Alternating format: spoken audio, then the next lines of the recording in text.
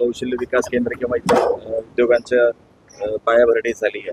तर दुसरीकडे संजय राऊत आरोप करत आहेत की पंतप्रधानांना माहीत नसतं की ते येऊन काय कसलं उद्घाटन करत आहेत आणि महाराष्ट्रातले उद्योग गुजरातला किंवा बाहेर जात आहेत त्याच्याकडे त्यांचं लक्ष नाही आहे.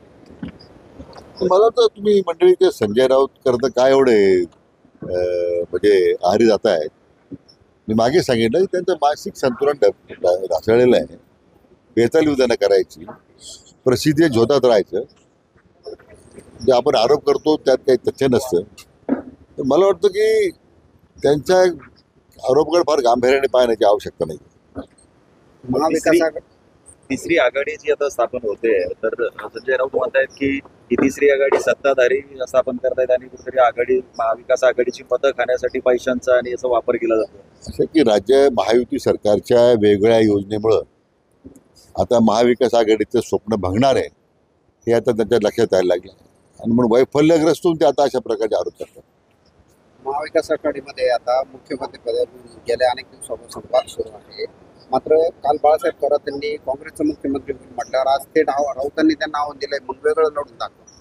त्यांच्यातच भांडणं सुरू झाली. मग ते कोण म्हटलं ना की महाविकास आघाडी सत्तेवर येण्याचे स्वप्न भंगलेले आहे. आता मुख्यमंत्री विधान जे करतायत ते स्वतःचं अस्तित्व टिकवण्यासाठी करतात. आपण निवडून येऊ द्या, मग तो काय करायचं. बाळासाहेब थोरात म्हणतात की पंतप्रधानांचे जे दौरे वाढलेत महाराष्ट्रात तर ते कुठेतरी घाबरलेत म्हणून त्यांचे दौरे वाढले. मला वाटतं प्रधानमंत्र्यावर बाळासाहेबांनी आरोप करणं म्हणजे सूर्यावर थोकण्यासारखं आहे. आपली स्वतःची काय पात्रता आहे ती तरी एकदा त्याचं अवलोकन करण्याची गरज आहे. अजित पवारांनी जे आता जे जागा त्यांना दिल्या जातील त्यातल्या 10% जागा मुस्लिम उमेदवार देणार असल्याचं म्हटलंय. तर मग भाजप त्याला काही नाही, आमचा आक्षेप काय असं काय पाहिजे. मला वाटत नाही की पक्ष पातळीवर काय निर्णय होतो. ज्या त्या पक्षाला आपल्या स्वतःचे उमेदवार उभं करणं, जागा वाटपामध्ये जागा येतील त्याच्यावर उमेदवार उभं करणं तर तो अधिकार असला पाहिजे. सुजयचं कालचं संगमनेरचं चर्चेत पुन्हा वक्तव्य आलंय की मला 5 वर्ष संधी द्या ना, तुम्ही 8 वर्ष संधी. असं डॉक्टर सुजय मी म्हटल्याप्रमाणे तो आपले राजकीय निर्णय घ्यायला सक्षम आहे. त्यामुळे तो जो निर्णय घेईल त्या निर्णयाला माझा पाठिंबा आहे. थोरातांनी म्हटलं होतं की काँग्रेसचाच मुख्यमंत्री होणार, त्यांना मुख्यमंत्री असं की ज्यावेळी स्वतःच्या अस्तित्वाची लोकांना भीती वाटायला लागते, स्वतः निवडून येण्याच्या संदर्भातही त्यांना आता ती एक प्रकारची मनामध्ये भीती निर्माण होते.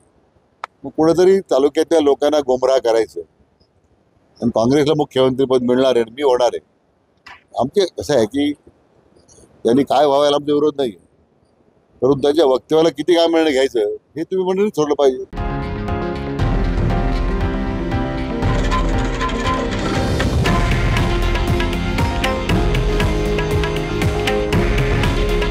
हे आहे देशातील नंबर 1 न्यूज नेटवर्क आणि आपण पाहत आहात TV9 मराठी.